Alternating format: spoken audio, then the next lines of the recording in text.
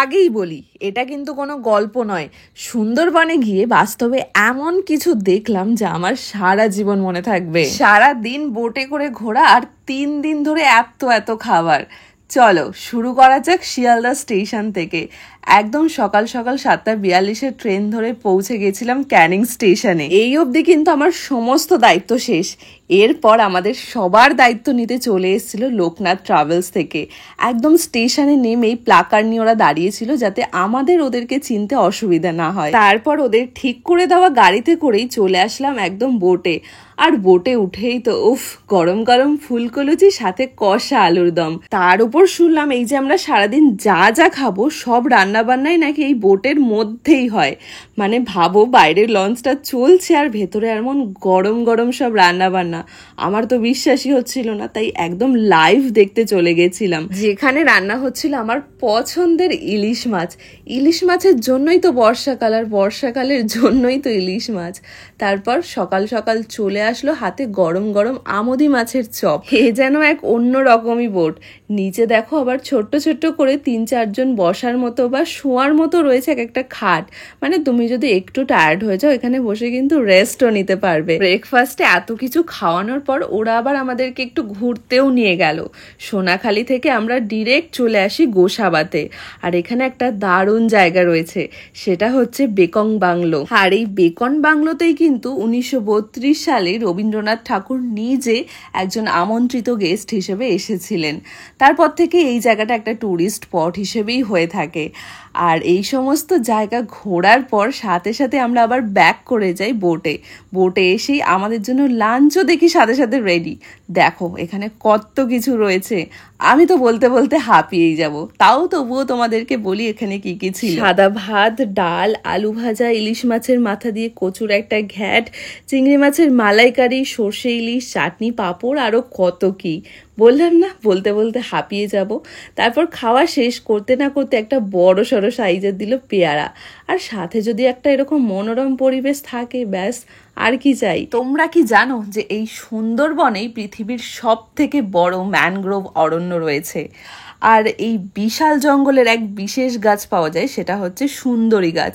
এবার আমার মনে একটা প্রশ্ন হয়েছিল যে কেন এই গাছটার নাম সুন্দরী? দেখতে তো আদৌ সুন্দর নয়, তাহলে নামটা সুন্দরী কেন? প্রচলিত কথা থেকেই জানা যায় এই গাছের পাতাগুলো এক পাশে যেমন সবুজ কালার আর এক পাশে তেমন সিলভার কালার। আর যখন হাওয়া বইতে থাকে তখন এই পাতাগুলোও দুলতে থাকে। আর সেই সুন্দর দৃশ্যের জন্যই এই গাছের নাম হয়েছে সুন্দরী গাছ। দুপুর পর্যন্ত আমরা লাঞ্চ করে তারপর বোট থেকে নেমে পড়লাম রাত্রে একটা থাকার জায়গায়। আর এই থাকার জায়গাটা ছিল ডলফিন, যেটা কিন্তু আমাদের ওই লোকনাথ ট্রাভেলসে অ্যারেঞ্জ করে দিয়েছিল। রুমে ঢুকেই আমার দুটো কাজ হচ্ছে, এক রুমটাকে দেখা এবং আর এক হচ্ছে এই যে ওয়াশরুমটাকে চেক করা, যেখানে সব কিছু ছিল একদম পারফেক্ট। আর সন্ধ্যা হতে না হতেই আমাদের জন্য চলেও এসছে টিফিন, যেখানে ছিল এই 1 প্লেট চাউমিন আর তার সাথে সাথেই ঝুমুর নাচ। এই আদিবাসী নাচটা কিন্তু আমার বেশ ভালো লেগেছে। এর আগে কখনো আমি আদিবাসী নাচ সামনে থেকে দেখিনি, তাই ইচ্ছে হলো নিজেও একটু ওদের সাথে যোগদান করি। এমন একটা সন্ধ্যা সত্যিই যেন মনটাকে আরো ভালো করে দেয়। আর তারপর সময় হয়ে গেছিল রাত্রে ডিনারের। দেখো এখানে 1 প্লেট, যেখানে 4 থেকে 5 পিস ছিল এরকম বড় বড় সাইজের খাসির মাংস, সাথে ছিল ভাত, ডাল এবং সালাড। অবশ্যই তোমাদেরকে এটাও বলবো আমার এই পুরো ট্রিপটা করতে কত টাকা খরচা হলো, বললে হয়তো তোমরা বিশ্বাসও করবে না যে এই টাকায় এত কিছু করা সম্ভব। তো যাই হোক, পরের দিন মানে ডে 2-তে আবার সকাল সকাল বেরিয়ে পড়লাম একটা বড় সড়ো জার্নির জন্য, যেটা পুরোটাই হবে বোটে। উঠতে না উঠতেই আবারও রেডি হয়ে গেল সকালের ব্রেকফাস্ট, যেখানে ছিল লুচি এবং ঘুগনি। আমাদের প্রথম ঘোরার জায়গাটা ছিল সজনেখালি। আর এই একমাত্র সজনেখালিতে গেলেই জানা যাবে যে পুরো গোটা সুন্দরবনে কত রকমের জীবজন্তু, পশু পাখি রয়েছে। এখানের আমাদের একদম সরকারি গাইড ছিল এক দাদা, সে আমাদের হেল্প করছিল সবকিছু বুঝিয়ে দিতে। জানো তো, সুন্দরবনের একটা আশ্চর্য বিষয় হলো বনবিবির পুজো। হিন্দু হোক বা মুসলিম, মাছ ধরতে বা মধু আনতে যাওয়ার আগে সবাই এই দেবীর পুজো করে তবেই জঙ্গলে প্রবেশ করেন। বনবিবি সুন্দরবনের এক দেবী, যিনি বাঘের আক্রমণ থেকে নাকি সুন্দরবনের মানুষদেরকেও রক্ষা করেন। সুন্দরবনের এই সৌন্দর্য দেখতে দেখতে আবারও আমাদের কাছে চলে আসলো গরম গরম পকোড়া। ভাবো সবেই মাত্র ব্রেকফাস্ট শেষ করেছি, তার মধ্যে আবার খাবার।